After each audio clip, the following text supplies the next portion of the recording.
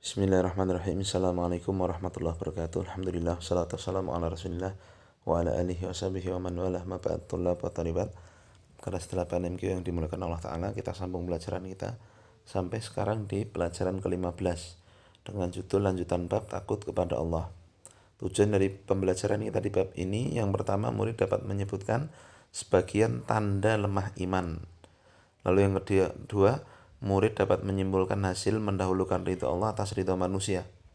Lalu yang ketiga, kebalikan dari yang nomor 2 ini, murid dapat menyebutkan bentuk mendahulukan ridho manusia atas ridho Allah.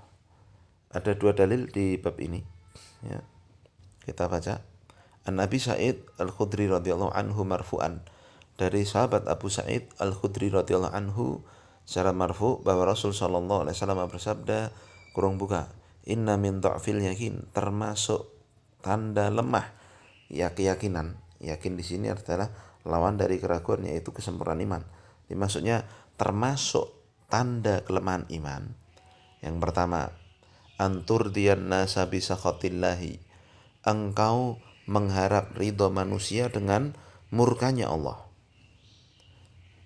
Lalu yang kedua, wa antahmadahum ala rizqillah, engkau puji manusia karena rezeki yang Allah berikan kepada engkau. Maksudnya ya, kalian bersyukur kepada mereka. Jadi terima kasihnya ya kepada manusia, lalai kepada Allah. Nah, ini ciri yang kedua. Ciri yang ketiga, wa antadhummahum ala ma lam yu'tikallah, engkau cela manusia atas apa yang tidak Allah berikan kepadamu. Jadi kalau nggak dapat rezeki, mencela manusia, ya. Lalu yang keempat, atau mohon maaf, ini bukan cirinya. Kemudian Nabi menjelaskan, inna rizqallahi la yajurruhu hirsu harisin wa la yarudduhu karahiyatu karihin. Kurang tutup. Sesungguhnya rezeki Allah itu tidaklah dapat digerakkan oleh orang yang bersemangat, orang yang tamak. Tidak dapat didatangkan oleh ketamakan orang yang tamak. Dan juga rezeki Allah itu tidak bisa ditolak oleh kebencian orang yang benci. Ya, Masya Allah. Jadi di sini Nabi menyebutkan ada 3 ciri orang yang lemah imannya. Ya, kita langsung bahas poin itu. Dalam pokok pembelajaran yang pertama, di antara tanda kelemahan iman, pertama, engkau mencari ridho manusia dengan murkanya Allah. Menggadaikan murka Allah dengan ridho manusia. Maknanya, kasih garis bawahan ya, engkau mengutamakan ridho manusia dengan kemurkaan Allah. Mengutamakan ridho manusia daripada murkanya Allah. Jadi pilih, sing penting manusia ridho walaupun Allah marah, ya. Sehingga engkau menyepakati manusia dalam perbuatan maksiat karena takut kepada manusia atau mengharap apa yang ada pada mereka. Hal tersebut karena tidak adanya rasa pengagungan dan pemuliaan terhadap Allah dalam hatimu, sehingga kamu mendahulukan ridho makhluk atas ridho Al-Khaliq, yaitu ridho Allah Ta'ala. Dan ini berbahaya, ya. Sing penting manusia senang pada dia, ya. Waliyadzubillah, sekarang ini banyaknya seperti TikTok itu, ya, orang ya, yang penting nyari senengnya, nyari diketawain orang, nyari senengnya orang, ya, dengan kemurkaan Allah Ta'ala, ya. Nah, ya, orang joget-joget apa semua itu, yang penting manusia senang, yang penting menghibur katanya, padahal dia itu sedang menarik kemurkaan Allah kepadanya. Maka seperti ini tanda lemah iman yang pertama. Lalu yang kedua, tanda lemah iman yang kedua adalah engkau memuji manusia atas rezeki yang diberikan oleh Allah. Maksudnya engkau bersyukur pada manusia, kasih garis bawah ya, ketika mereka memberimu sesuatu dan engkau melupakan Allah, ya. Padahal hakikatnya adalah Allah yang memberikan segala sesuatu itu. Jadi dia lalai, dia hanya terima kasih pada manusia, lupa kepada Allah, begitu. Maka yang wajib adalah hendaknya hati senantiasa bergantung pada Allah dengan memujinya. Manusia adalah sebab dan Allah adalah yang menciptakan sebab. Ini tolong kasih garis bawah, ya. Yang satu-satunya pemberi rezeki adalah Allah. Hal tersebut tidak menghilangkan rasa terima kasih kepada manusia dengan mendoakan kebaikan atau memberinya harta, ya. Karena Allah telah memberikan rezeki melalui tangan mereka, sehingga jadilah mereka sebagai sebab datangnya kebaikan padamu. Sebagaimana Rasul mengatakan, man shana'a ilaikum ma'rufan fakafi'uhu. Siapa yang memberikan kebaikan padamu, maka berilah balasan yang sama. Ya, artinya begini, jika kita dapat rezeki, ya saya kasih contoh aja, gaji. Ada seorang bekerja, dapat gaji kan dari majikannya, lalu yang hendaknya dia lakukan itu bersyukur pada Allah dulu. Alhamdulillah ya Allah, aku kerja dapat gaji ya Allah. Ya, baru kemudian yang kedua, dia berterima kasih sama majikannya. Matur suwun Pak, gajinya diserahkan. Paham? Kenapa? Karena Allah lah hakikatnya yang menciptakan sebab. Ya, memang memang perantara rezekinya itu lewat majikannya, lewat pekerjaan yang diberikan majikannya. Paham kan? Tetapi hakikatnya Allah lah yang menciptakan segala sebabnya. Coba ini cuman misalkan di hari gajiannya majikannya meninggal misalkan. Piye coba? Enggak jadi gajian mungkin kan? Atau pas di hari gajiannya majikannya dirampok misalkan, waliyadzubillah. Mungkin bisa jadi dia gajiannya tertunda dan sebagainya. Paham? Nah, itulah kenapa dia wajib mendahulukan terima kasih pada Allah dulu, baru setelahnya kepada majikannya. Dan terima kasih pada manusia ini juga wajib. Nabi mengatakan tadi, siapa yang berbuat baik pada kalian, berilah yang balasan yang serupa. Ya. Kemudian di dalam hadis yang lain Nabi menyatakan, man lam yashkurin nasa lam yashkurillah. Siapa yang tidak bisa berterima kasih pada manusia, berarti dia tidak bisa berterima kasih pula pada Allah gitu. Ya, paham ini? Nah, maka kalau dapat rezeki melalui tangan seseorang, ucapkan syukur pada Allah. Alhamdulillah. Ya, memuji Allah dulu, baru setelahnya syukur kepada manusia. Terima kasih telah ya membeli daganganku, terima kasih telah menggaji misalnya dan sebagainya. Paham ya? Ya, jadi kalau tidak demikian masuk dalam tanda lemah iman. Engkau muji manusia karena rezeki yang Allah berikan. Lalu tanda lemah iman yang ketiga, engkau mencela manusia atas apa yang tidak diberikan oleh Allah padamu. Ya, yaitu engkau mencela manusia karena mereka menghalangimu dari sesuatu yang tidak ditakdirkan oleh Allah Azza wa Jalla bagimu melalui tangan mereka. Dan seandainya sesuatu tersebut ditakdirkan untukmu, pasti akan diberikan kepadamu. Akan tapi apa yang dikehendaki oleh Allah pasti terjadi, dan apa yang tidak dikehendaki oleh Allah tidak akan terjadi. Ya. Ini contohnya, ada orang misalkan mau bikin proyek bangunan misalkan ya. Sudah disepakati begini, majikannya tidak jadilah. Itu misalkan. Tidak jadilah, kenapa? Ini ternyata dapat tawaran proyek bahannya yang lebih bagus. Aku pilih yang sini aja. Nah, lalu dia mencela orang ini. Wah, kurang ajar kamu ini. Ini kan aku padahal ini sudah siap-siap dapat proyek mau ngerjain dan sebagainya misalkan. Nah, seperti ini tidak boleh. Kalau belum rezekinya, ya sudah. Ya, langganannya pilih di tempat lain, ya sudah, biasa saja. Insya Allah nanti ada rezeki lain, kan begitu, harusnya demikirnya begitu. Bukan kemudian malah mencela orang ini. Sama nanti misalkan ada seorang dagang, ya, bakso lah begitu. Suatu saat langganannya itu nggak beli bakso di dia, tapi beli bakso di sampingnya, yang di situ jualan bakso semua. Lalu dia marah-marah ini si penjual baksonya, kok gimana Pak, kamu kok nggak beli baksoku, gini. Lalu dia mencela orang itu. Nah, ini nggak boleh ini. Ini namanya ini tadi tidak ataupun tanda kelemahan imannya, karena dia mencela manusia atas apa yang tidak diberikan Allah kepadamu. Urung rezeki ini ya wis itu aja.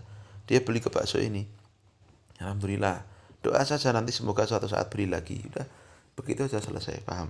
Tidak perlu mencela manusia, karena ini justru jadi tanda lemah iman. Paham ya? Kemudian ya, dalil yang berikutnya, yang kedua, wa an Aisyah radhiyallahu anha, dari Aisyah radhiyallahu anha, anna Rasulullah sallallahu alaihi wasallam qala, bahwa Rasul sallallahu alaihi wasallam bersabda, kurung buka, manil tamasaridallahi bisa khatin nasi radhiyallahu anhu wa arda anhu nas. Siapa yang iltamasa, artinya mencari, siapa yang mencari ridho Allah walaupun manusia murka padanya, maka Allah akan ridho kepadanya dan manusia juga akan ridho kepadanya. Tapi sebaliknya, wa manil tamasa ridhon nasi bisa khotillahi sakhitallahu alaihi wa askhata alaihi nas. Kurang tutup. Rahu Ibnu Hibban bisahihi. Dan siapa yang mencari ridho manusia dengan murkanya Allah Ta'ala, maka justru Allah akan memurkai dia dan manusia juga akan murka kepadanya. Hadis ini diriwayatkan oleh Imam Ibnu Hibban dalam sahihnya. Masya Allah. Ya, penjelasannya kita baca di bawahnya. Ya. Ini yang nomor 3 ya, penjelasannya. Hasil mendahulukan ridho Allah atas ridho manusia. Apabila seorang hamba mencari ridho Allah dengan niat yang benar, maka dia akan mengerjakan ketaatan dan menjauhi haraman. Meskipun dengan itu dia dimurkai manusia, sehingga dia mendapatkan hasil yang baik. Di antaranya Allah akan ridho kepadanya. Sedangkan Allah Azza wa Jalla adalah yang paling mulia dan yang memuliakan. Lalu yang kedua, Allah akan menjadikan seluruh manusia ridho pula kepadanya, yaitu akan dilemparkan keridhaan dan kecintaan dalam hati-hati manusia. Sebagaimana Allah mengatakan, innal ladzina amanu wa amilus shalihat sayaj'alu lahumur rahmanu wudda. Sesungguhnya orang-orang yang beriman dan beramal soleh, Allah akan jadikan untuk mereka itu rasa kasih sayang. Ya. Jadi kalau kita tahu itu syariat Allah, udah kita laksanakan aja. Insya Allah Allah akan ridho dan manusia akan ridho juga. Lalu sebaliknya, hukuman bagi orang yang mencari ridho manusia dengan kemurkaan Allah. Siapa yang mencari ridho manusia dengan murkanya Allah, sehingga menyepakati mereka dalam meninggalkan kewajiban dan mengerjakan larangan, maka Allah akan menghukum mereka dengan 2 perkara. Pertama, Allah akan murka kepadanya di dunia dan akhirat. Dan ini merupakan kerugian yang sangat nyata. Lalu yang kedua, Allah akan menjadikan seluruh manusia murka terhadapnya. Hal tersebut dengan adanya celaan dan gangguan manusia terhadapnya. Sehingga wajib diketahui oleh setiap muslim bahwa akibat baik di dunia dan akhirat hanya didapatkan oleh orang yang senantiasa mencari ridho Allah. Meskipun untuk mendapatkan ridho tersebut dia dimurkai oleh manusia, dan akibat jelek di dunia dan di akhirat akan didapatkan oleh orang yang mencari ridho makhluk dengan murkanya Allah. Maka wajib bagi setiap muslim untuk berusaha mengerjakan perkara yang mendatangkan ridho Allah tanpa memedulikan apakah makhluk membencinya atau meridhoinya. Jadi misalkan nih, saya kasih contoh poin ketiga dan poin keempat ini. Bagaimana kita harus mendahulukan ridho Allah. Nih contoh, ada orang, ya kita kerja aja lah begitu. Satunya halal, satunya haram. Satunya kerja jualan bakso saja misalkan. Tapi dia jujur, baik, baksonya enak, ya diusahakan enak, dan dagingnya daging sapi asli. Ya. Apa yang terjadi? Insya Allah, Allah ridho kepadanya. Lalu semua manusia juga akan ridho kepadanya. Paham? Oh, seneng beli jualan bakso ke dia, halal kok, enak kok, ya kan. Tapi yang satunya misalkan, dia kerja sama-sama daging jualan bakso, tapi yang dipakai dagingnya campuran, daging babi plus daging sapi. Apa yang terjadi? Dan ini untungnya lebih banyak. Kalau ini tadi misalkan satu mangkok dijual 10.000, dia hanya untung 2.000 misalkan. Kalau ini satu mangkok 10.000 karena dagingnya lebih murah, ya dia bisa untung 8.000. Jadi modalnya cuma 2.000, untungnya 8.000 misalkan. Paham? Lah, ketika dia ketahuan, oh ternyata daging babi, oh ternyata begini begitu ya, insya Allah justru Allah akan murka kepadanya. Manusia pun juga akan murka kepadanya. Paham? Nah, ini contoh sederhananya demikian. Ya. Maka carilah ridho Allah dalam segala perkara, lebih didahulukan daripada ridho manusia. Ya. Contoh lagi misalkan biar lebih gamblang. Ada satu orang kerjanya cuma jadi guru misalkan. Padahal dia ya S1 cum laude, nilainya terbaik ketika kuliah. Dia hanya jadi guru MGW misalkan. Ya, ya gajinya mungkin hanya 1,5 juta misalkan. Ya, tapi alhamdulillah, ya murid-murid senang, ya ridho kepadanya, wali santri juga ridho kepadanya, Allah pun juga ridho kepadanya, insya Allah. Ya Allah, ini ladang pahala yang sangat besar ini, ya. Nah, misalkan dia punya temen, dulunya rankingnya di bawahnya waktu kuliah, jadi misalkan ya, apa misalkan debt collector, masya Allah, debt collector, dia kerja di bank, bagiannya debt collector, ya enggak, gajinya 10 juta 1 bulan. Wah, apa yang terjadi? Wah, manusia insya Allah nggak ada yang suka sama dia, bikin nagih-nagih utang, apalagi Allah Ta'ala, ya itu urusannya riba. Maka hasilnya yang ini tadi, guru tadi tenang hidupnya insya Allah, yang ini walaupun banyak uangnya galau terus hidupnya, ya kalau malam pergi kelayapan kemana, ya sedangkan sang guru MGW ini tadi kalau malam bisa sholat malam dan sebagainya karena diridhoi Allah Subhanahu wa Ta'ala, ya, paham ya, ini kenyataan hidup seperti itu, ya karena memang mendahulukan ridho Allah ini dituntut dalam setiap keadaan. Tapi yang kemudian satu ini tadi belum saya baca, Allah adalah satu-satunya yang memberi dan menahan. Ini masih di hadits yang pertama, flashback sedikit. Allah adalah satu-satunya yang mengatur rezeki, yang memberi dan menahan. Semua yang ada di alam semesta ini terjadi karena ketentuan Allah dan putusan Allah. Sehingga apabila Allah menentukan rezeki bagi seorang hamba, maka rezeki tersebut pasti akan sampai padanya. Tidak akan bisa dihalangi oleh kebencian orang yang membencinya dan tidak pula dijalankan oleh keinginan orang yang mencintainya. Betapa banyak orang yang dibenci oleh banyak manusia dan mereka berusaha untuk menghalangi rezeki Allah yang ditentukan untuknya, tapi ternyata mereka tidak mampu untuk melakukan hal itu sedikit pun. Rasul sudah mengatakan, wa'lam anal ummata lawijtama'u ala yanfa'uka bisyai'in lam yanfa'uka illa bisyai'in qad katabahu Allahu laka. Ketahuilah manusia itu kalau semuanya berkumpul untuk memberimu manfaat, tidak akan bisa memberimu manfaat kecuali yang telah Allah tetapkan untukmu. Walau ijtama'u ala yadurruka bisyai'in, dan seandainya mereka semua berkumpul untuk memberimu madarat, lam yadurruka illa bisyai'in qad katabahu Allahu alaik. Tidak akan bisa memberimu madarat kecuali dengan apa yang telah Allah tetapkan atasmu. Ya, jadi kalau sudah rezeki, ya itu mau bagaimanapun pasti datang. Ya, antum pernah lihat ada orang jualannya itu mulai jam 2 malam.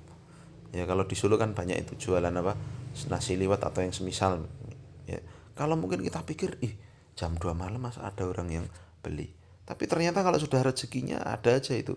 Oh ternyata musafir datang, ya ada orang apa namanya kerja proyek itu kan, proyek BUMN, proyek jalan, proyek apa itu kan kerjanya biasanya 24 jam, malah jadi langganannya dan sebagainya.